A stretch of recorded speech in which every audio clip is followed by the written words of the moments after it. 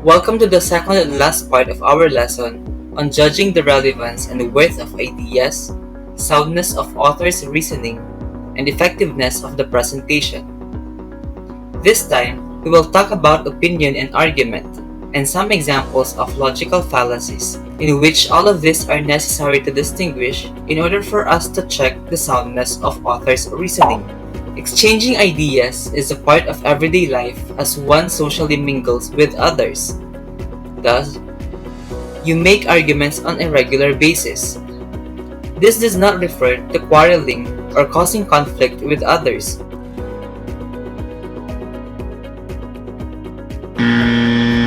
but the act of communicating one's perspective and point of view to others, opening up opportunities for discussion of ideas. Usually noted as synonymous, opinion and argument are actually two different notions.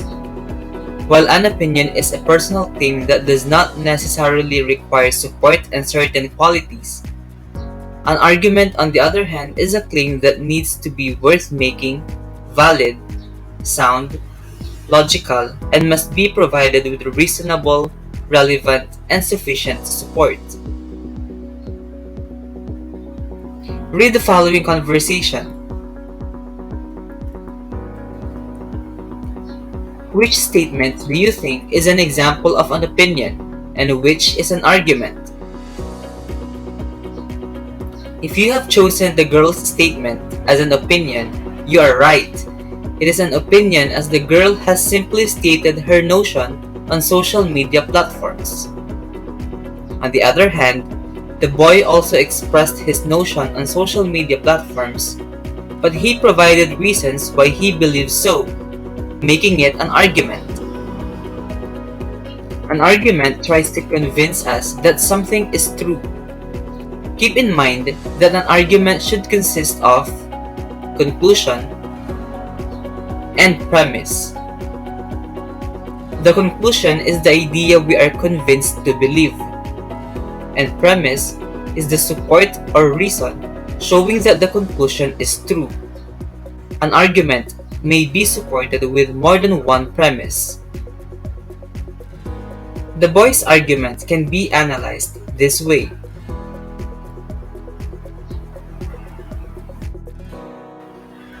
There are some words or phrases that may serve as your cue words in determining conclusions and premises.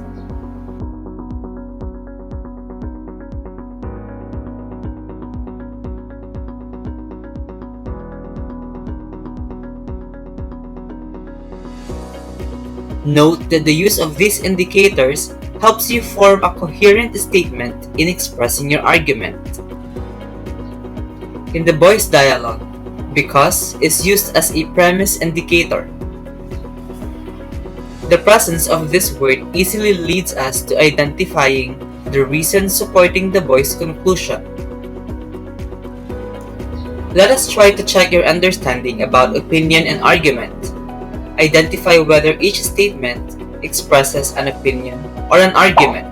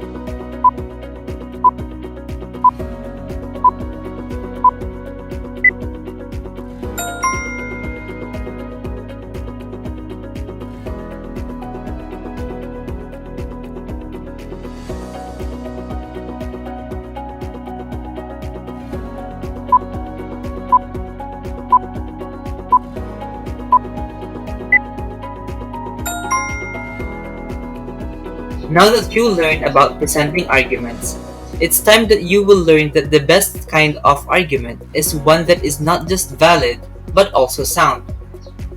What is the difference between valid and sound? It is valid if the premise logically supports the conclusion.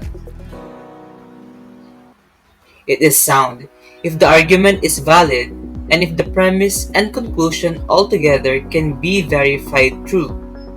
So, in order for us to formulate valid and sound judgment, we need to avoid logical fallacies. Logical fallacies threaten the soundness of your argument. These are considered errors in reasoning. In speaking and writing, it may be committed accidentally, causing faults in the argument, or intentionally to trick the readers or audience into believing the speaker's or writer's argument. Here are some examples of logical fallacies.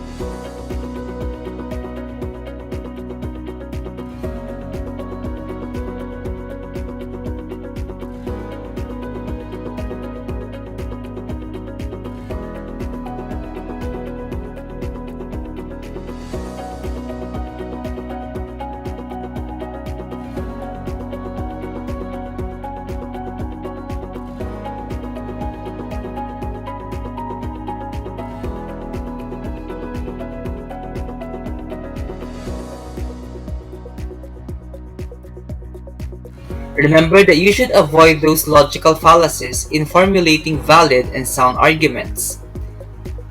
Let's test your understanding on the 4 types of logical fallacies. Identify the type of fallacy of the given statements.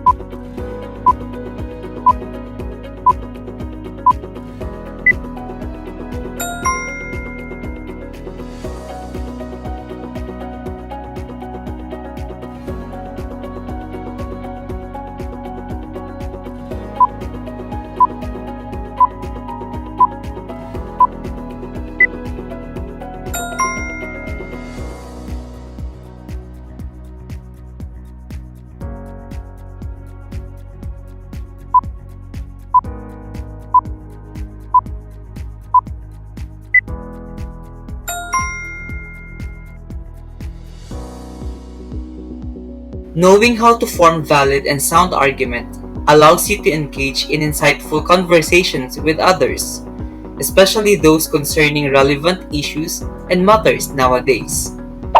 So let us remember the do's and don'ts in writing arguments. Make sure your argument consists of a conclusion and premises. Review if your conclusion and premises are logically related.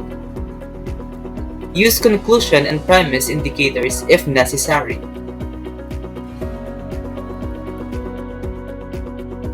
Do not use logical fallacies in your argument, so as not to mislead or even worse to intentionally trick your readers into believing your argument. Do not forget to verify if the basis of your conclusion and premises are valid, true, and reliable. Thank you so much for watching. See you again next time.